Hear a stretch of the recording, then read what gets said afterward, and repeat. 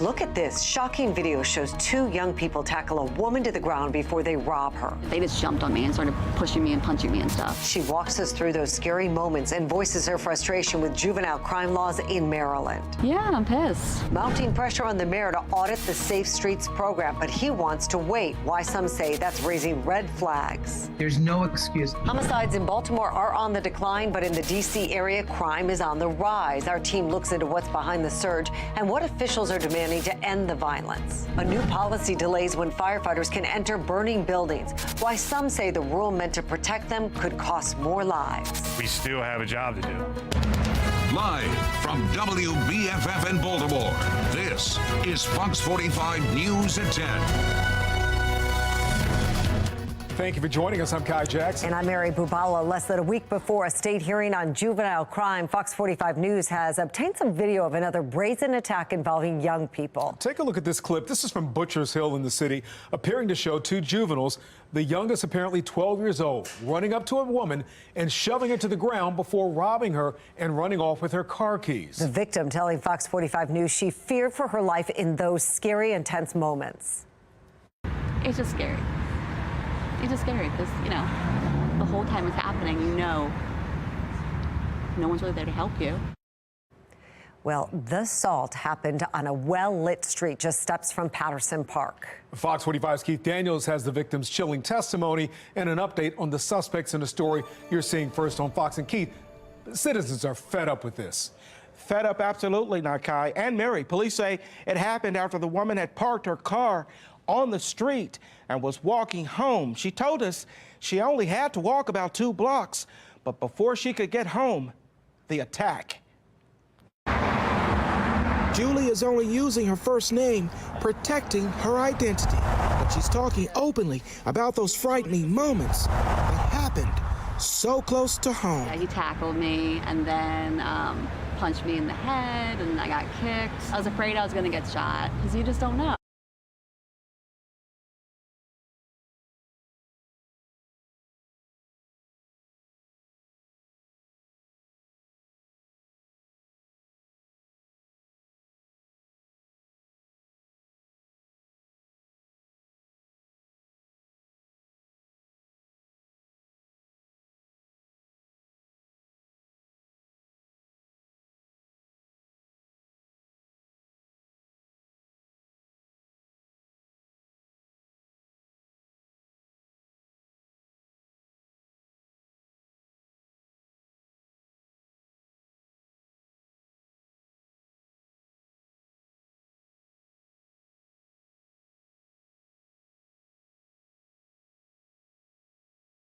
% of the state's population. They say Maryland can't afford to wait a few months to address juvenile crime.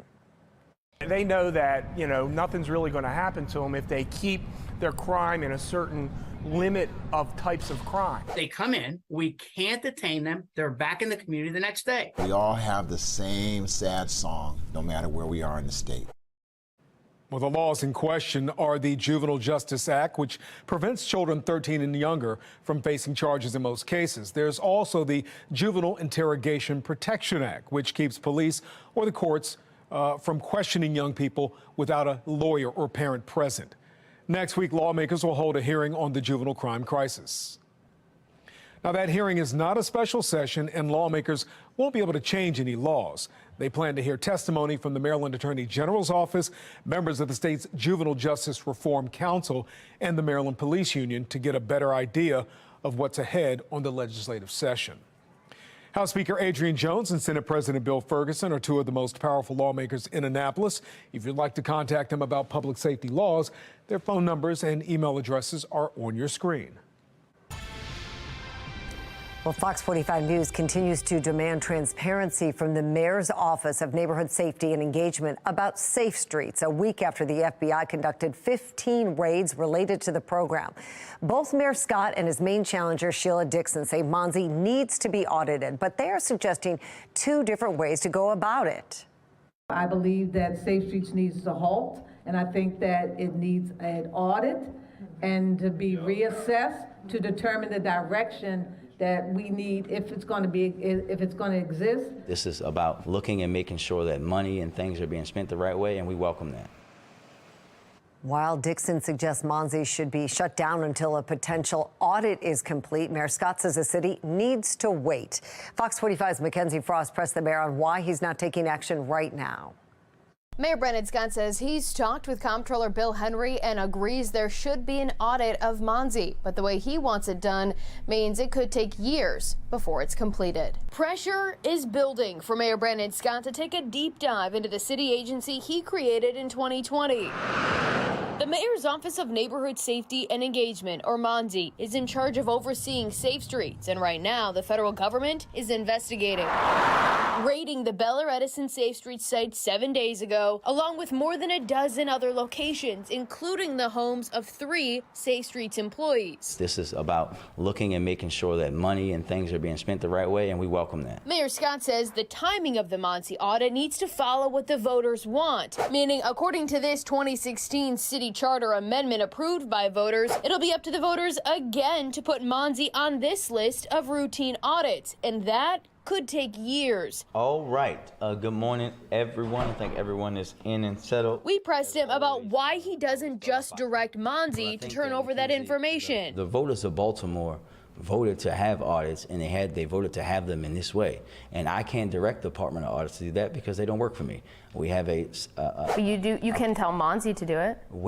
We've talked to the comptroller, who is in charge of doing audits for the city, and he and I agree that it should be done, and we're going to do it the way that the voters, the residents of Baltimore, said it should be done by the comptroller. When you come out and talk about audits, but then you want to kick the can, it gives the implication there's something to hide.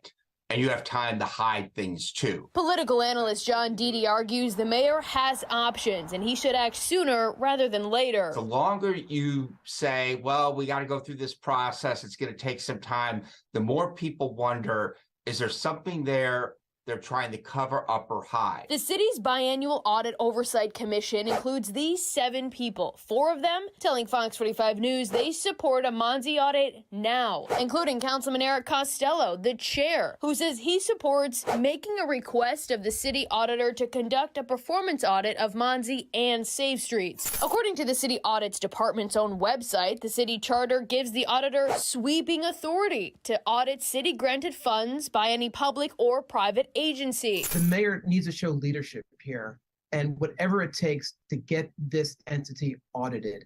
There's no excuse. Taxpayer advocate David Williams says the mayor could find a way to get an audit of MONSE done now, even if it means spending money on an outside company. It is appropriate for the city to spend money for an audit because what they uncover could ultimately save more money than what's being spent on the audit. MONSE is spending a lot of money now. Taxpayers can't wait until 2025, 2026 to find out where the money is being spent. Despite the majority of the audit commission supporting a look at MONSE now, Mayor Scott saying he wants to wait, all while the federal government continues to investigate. All in favor, please say aye. Aye. All those opposed, please say nay. The ayes have it. The routine agenda has been adopted. And the city spending board approving more than $3 million from the State for Safe Streets program just yesterday. I asked MONSE what they plan to do with that $3.6 million the agency just got after the city spending board approved it. We also want to know if the agency plans to give some of that money to the Bel Air Edison Safe Street site that remains inactive. So far, we haven't gotten any answers. In the newsroom, Mackenzie Frost, Fox 45 News. We know Safe Streets hires ex-convicts. Fox 45 News has been working for years to determine who those employees are. The city will not provide their names because they are not city employees. We've also been asking who hires these employees and the criteria for becoming a Safe Streets worker. Now, MONSE, which oversees Safe Streets and the community-based organizations that run these locations, seem to be at odds. Earlier this week, Living Classrooms, which used to run the Bel Air Edison Safe Streets location, answered our questions about hiring in a statement saying, in part, the recruitment and hiring process for all Safe Street sites is led by MONSE. Now, Catholic Charities has given us a similar answer. However, MONSE has said it provides technical support to the nonprofits, but the community-based organizations are the ones that hire employees after multiple rounds of vetting and passing a hiring panel. These FBI raids aren't the first controversy for Safe Streets. Several Safe Streets workers have been charged with crimes while working for the program. One example is Ronald Alexander. He was convicted of distributing drugs in the communities where he was tasked with protecting. According to police, he also tried to use his status as a Safe Streets worker to hide drug dealing. And in the Brooklyn office last year, a federal indictment accused Vernon Harper of possessing fentanyl with the intent to distribute. He was sentenced to 18 months in prison. There is also the case of Ronald Brady Jr. He is the Safe Streets worker accused of killing Damon Scroggins in September of 2019. The case went to trial in 2022, but ended in a hung jury. Brady was ultimately acquitted back in March. Scroggins' family highly critical of the Safe Streets program. My belief is that our city government is financing a criminal enterprise. I believe that within my heart. Our city government is so invested in it that it's turning a blind eye to what it really is. Fox 45 still has questions for the City Council and LifeBridge. This week, we sent a series of questions to the Vice President and Board of LifeBridge, including: when did you first learn about the FBI investigation? When did you first learn of possible criminal activity at the Bel Air Edison location? Have you initiated an investigation at Bel Air Edison and other LifeBridge sites? We've also been pressing the City Council. Most of the members support an audit, but as of right now, they don't support an independent investigation of the program. The council, though, could play a large role in figuring out what's going on. So we sent questions to all City Council members, including: should city funding for Safe Streets be suspended until there's an audit or investigation of the program? Will you pass a resolution to review how nonprofits spend tax dollars? And do you trust LifeBridge and Catholic Charities with your tax dollars? That brings us to our question of the day. Do you agree with Sheila Dixon that Safe Streets should be suspended? So far, 99% of those who voted say yes. Head to foxbaltimore.com/vote to weigh in.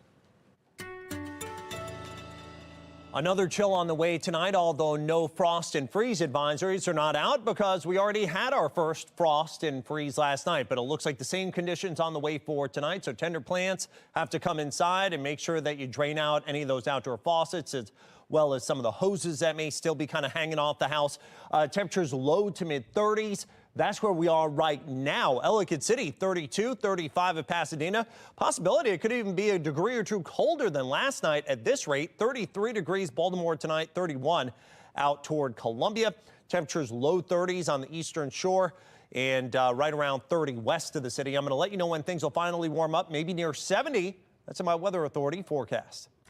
Jonathan, thank you. Coming up on Fox 45 News at 10, while Baltimore City has seen a decline in homicides, parts of southern Maryland and Washington, D.C. seen the opposite, what some say is the reason behind the trends.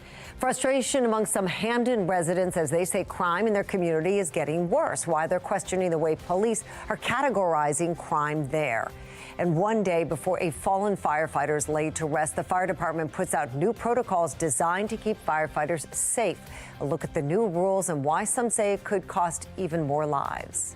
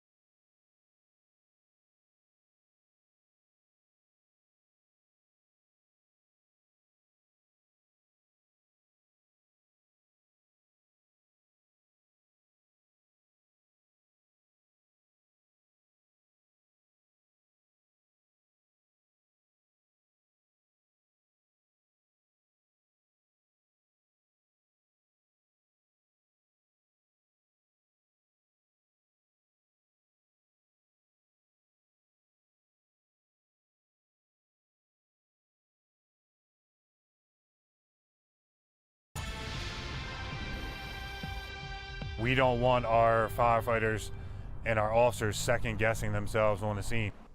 A newly obtained memo sent to Baltimore firefighters instructs them not to enter a burning building right away, but not everyone is welcoming the updated guidance. This comes on the heels of a deadly fire in Northwest Baltimore last month. 2 firefighters lost their lives. Fox 45's Jeff Abel joins us live with more on the memo and some of the pushback tonight. Jeff? You know, fire administrators are hoping this new policy will actually save lives.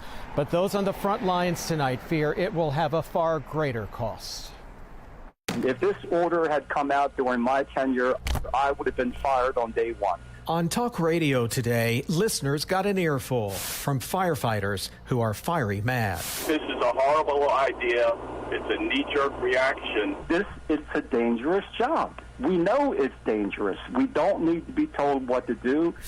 Their frustration is over this internal memo obtained by Fox 45 and issued by city fire administrators this week. It details a change of protocol and how fires will be fought, ordering that effective immediately, units arriving on the scene of a well-involved structure fire, whether occupied or vacant, will initiate an external attack only, and bars firefighters from entering a building until the incident commander determines that the structure is sound for members to operate safely inside. Waiting for a chief officer to come on the scene and allow us to do our job, that's handcuffing the officers that are first arriving on the scene, you know, that would normally be able to make those decisions. And for them not to be able to make those decisions, that's putting lives at risk. The policy change comes after the deaths of 5 city firefighters in the past 2 years who lost their lives fighting fires inside burning buildings. The new policy says the only time firefighters can now enter a burning building without clearance from a commander is if there is a credible report of a trapped individual with survivable spaces. I don't know that many fires that I've been on or that our members been on where we actually see someone that's waving their hands out of a window. That would be great if that was the case, but normally that's not how it works. Union President Matt Koster fears firefighters could be disciplined if they rush inside a burning building before getting permission from a commander. For now, it appears the policy change isn't going down without a fight. This is akin to telling a police officer not to enter a schoolroom if there's an active shooter. You don't wait for somebody to get there to say, may I go in? You go in, you hit the fire and try to save the property and the people, and you use your best judgment. That's all you've got. Union leaders are hoping to meet with fire administrators next week and hoping to hammer out a far less restrictive policy. We're live tonight. Jeff Abel, Fox 45 News.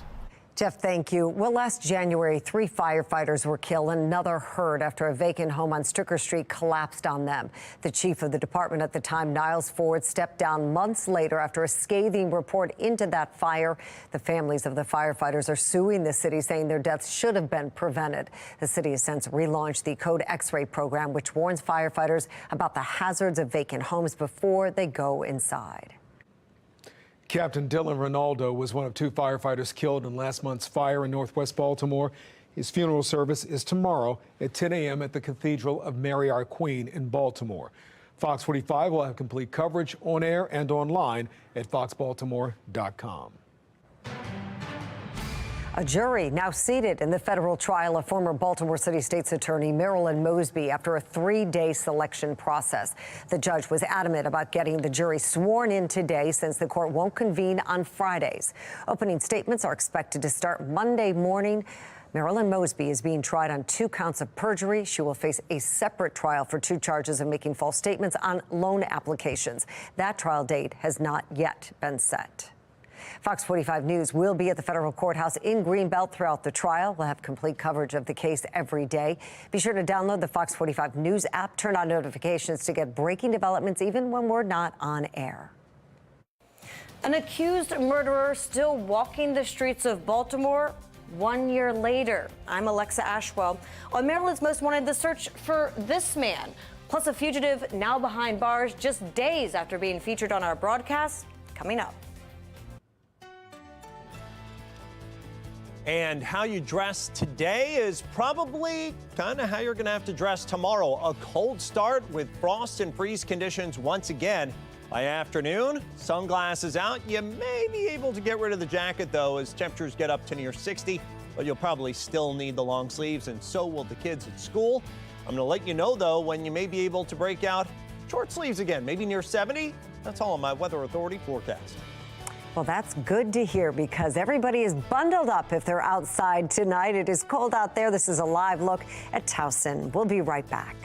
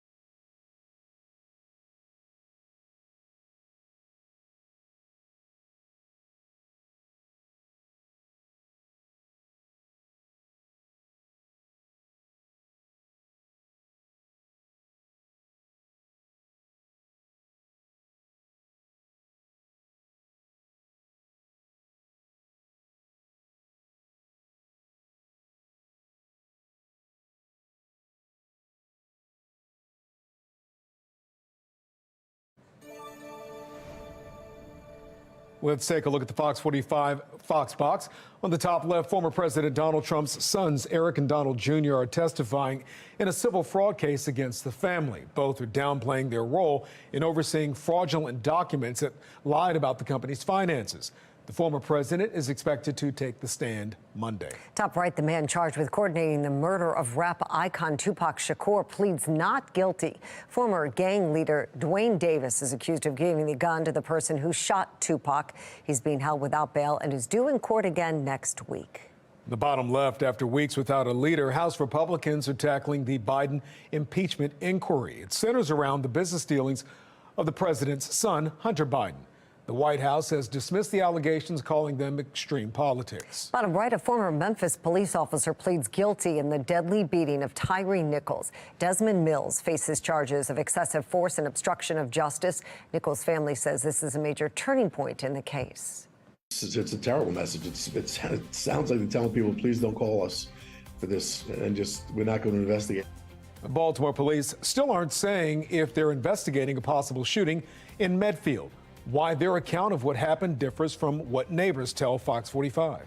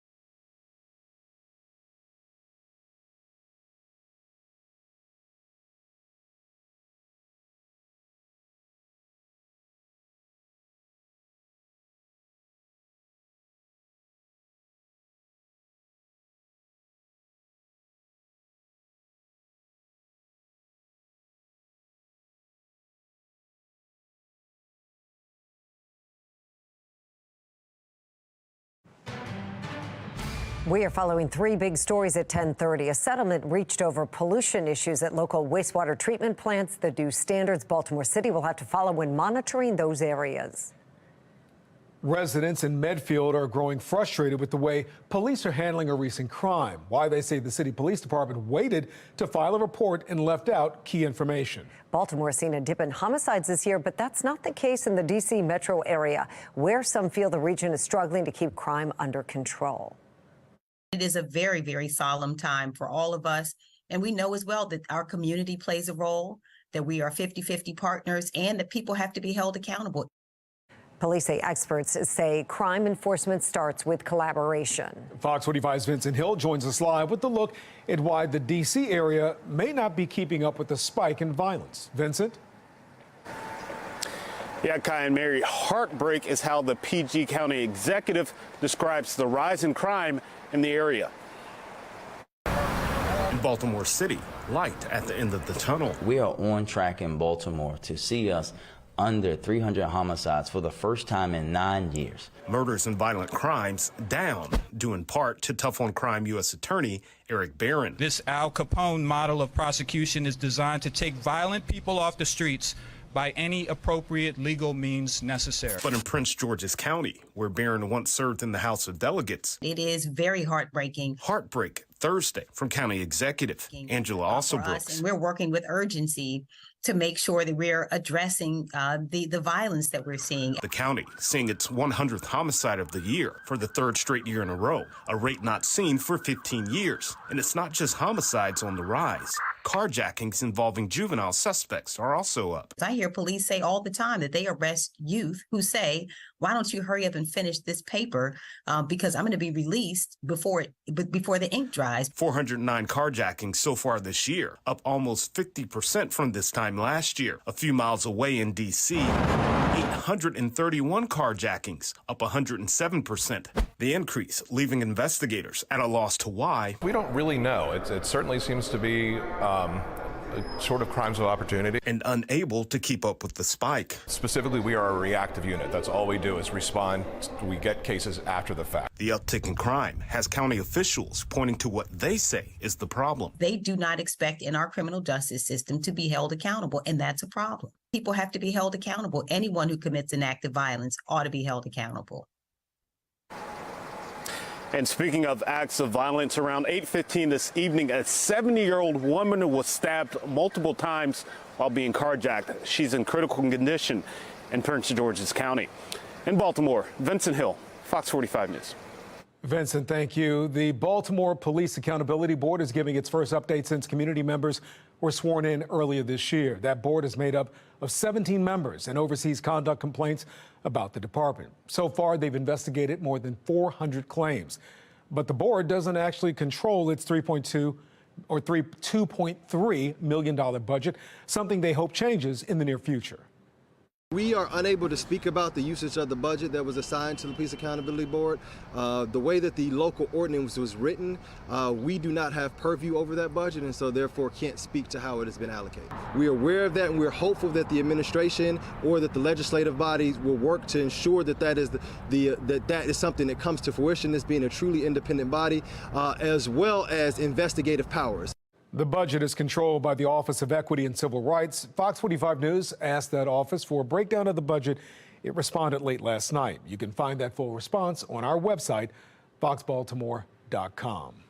Residents in Medfield are growing frustrated with the way police are categorizing a recent crime there. While neighbors say they saw shots being fired between two people involved in a car crash, police are not labeling it as a shooting.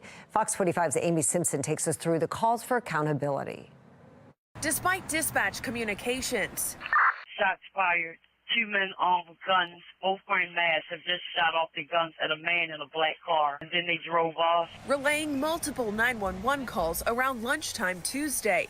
Third call, armed person, Buena Vista and Weldon. Caller reporting two males just ran into a male driving a sedan, jumped out on him with guns. The guy backed up and hit about 45 cars and sped off. And neighbors describing eyewitness accounts, pointing to juveniles for the violence and destruction. I was just scared for my life. You know what I mean? Bullets start flying, you don't know where they're going. Baltimore police says Tuesday's reports of a shooting in this community were unfounded and no incident report was written up. Even if these guys are gone, and I'm sure they were gone from the scene, it's not unfounded. It's gone on arrival, is what it is. You still take a report, because what if you have 3 more incidents like this and nobody takes a report? It's outrageous. I mean, it really is. It's borderline criminality. Former Baltimore Police Commissioner Ed Norris on what kind of message this sends to residents. It's a terrible message. It sounds like they're telling people, please don't call us for this, and we're not going to investigate. I really cannot believe that I'm going to investigate this. With the state the city's in right now, the level of violence is through the roof, and to not even take a report is outrageous. Just last week, a man riding a scooter in South Baltimore cornered by 2 cars and mugged. The encounter caught by surveillance. 9 hours after the incident happened, no one had contacted the gentleman who called 911, and no one reached out to the Federal Reserve Bank, which is across the street, which has more cameras than you have silverware in your silverware drawer. But City Councilman Eric Costello called out BPD's lagging response, sending this letter calling on the city's deputy mayor for public safety to make a plan to address the untenable level of crime. What is happening is not okay. BPD never responded to Fox 45 questions about the scooter incident. But back to the midday chaos in North Baltimore. Today, Baltimore police finally sharing this narrative of a police report for one of the neighbors whose car was smashed. The hit-and-run report describes officers canvassing for suspects and looking for evidence of a shooting. Investigators learned 4 parked cars were hit as a car took off. And despite reports of someone hearing 2 shotguns, officers found no evidence or possible suspects. All this for an incident the department says doesn't have an incident report, raising the question how often this happens across the city. That's the question. How often does it happen? And you'll never know, because if you don't take a report, you're not going to know. Amy Simpson, Fox 45 News. Well, Fox 45 News sent questions to BPD about what suspects they're looking for and what further investigations are being done. So far, we have not heard back. Maryland officials announced a settlement with the city of Baltimore in a lawsuit over pollution from the city's Back River and Patapsco wastewater treatment plants. It comes after an investigation last year revealed equipment issues and staff shortages at the plants while they were under city control. Now, the state then took control for several months. Under the new agreement, Baltimore City will pay nearly $5 million in penalties, replace and repair equipment, submit quarterly progress reports, and hold annual public meetings to inform the public of the work being done. The settlement is the largest civil penalty for water pollution violation in at least 25 years. Secretary of State Antony Blinken on his way to Israel tonight as the war continues to escalate. Blinken says the U.S. is telling Israel to minimize harm to civilians in Gaza. Now, this comes as Israel says its troops have completely surrounded Gaza City. Engineers are working to find Hamas's underground tunnels and trying to clear ways for Israeli troops to move freely. The U.S. says about 9,000 people have died in Gaza since the war began. And pressure is building for the United States to do more to protect civilians. National correspondent Atra El-Nashar has more on what's happening to the hostages in Gaza. Around the world, families of hostages held by Hamas will soon mark 1 month since their loved ones were taken on October 7th. We've been out there looking for any clues, for any sign of life. Dory Roberts of Austin, Texas, has 4 family members who were taken hostage and a 5th who was killed. He says it's an hour-by-hour struggle. Sometimes we see videos published by the Hamas of the hostages, and that gives us some hope that they're held in somewhat good conditions and taking care for their health and needs. The front page of the UK publication The Sun showing faces of 32 children with the headline, "Bring them home."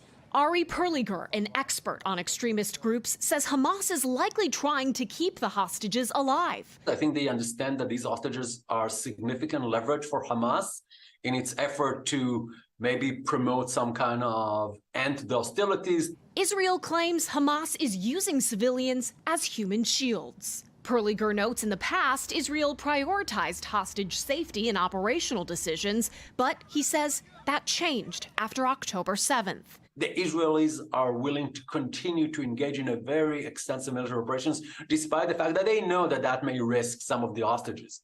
The Israelis truly believe that they are now in an existential struggle. During a campaign reception in Minneapolis Wednesday night, President Biden was interrupted by an audience member. She said, as a rabbi, she needs him to call for a ceasefire. The president said, I think we need a pause, and a pause means give time to get the prisoners out.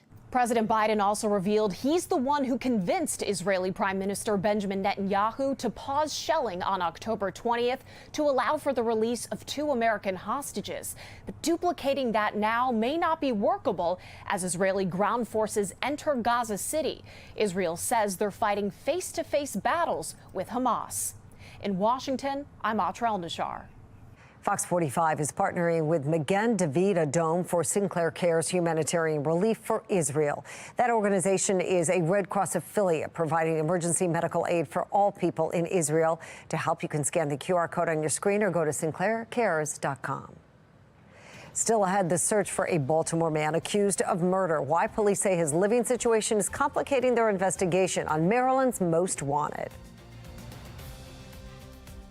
And as we get closer to the weekend, taking a look at the leaf change across the area. Foliage is still pretty colorful around Baltimore and south and east, north and west. We're already past peak. If you want to catch some of these colors, I'm going to let you know what the weather looks like all across the area this weekend. Coming up in my Weather Authority forecast. By the way, I also want to thank Explore Fall for all this info.